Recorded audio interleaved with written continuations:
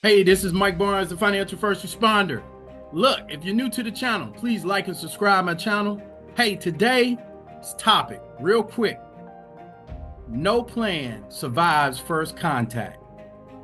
Now, what do I mean by that? Now, I can tell you, when I was going through OCS back in 2010, becoming an officer from being enlisted, I had to learn that the hard way. Because, I used to think that just because you got a plan, it should always work. But what we knew and what we learned was you got to have a contingency plan.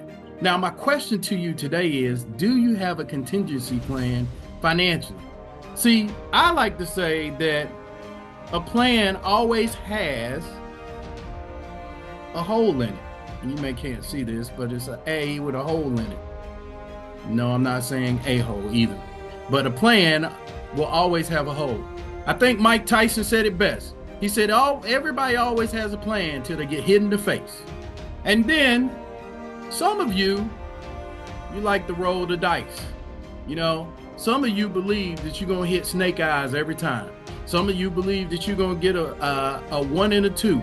Some of you believe you're going to get double 4s. Some of you believe you're going to get 11. Some of you think that you're going to get a 12. However you look at your finances is how you look at your finances. Some of you have been doing just that, been rolling the dice.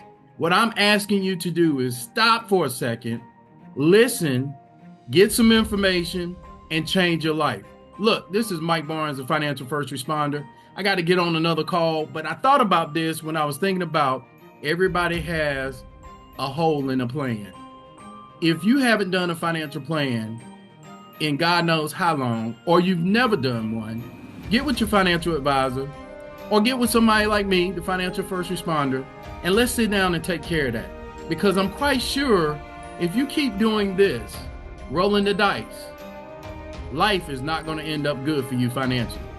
Look, until we talk again, this is Mike Barnes, the financial first responder. God bless.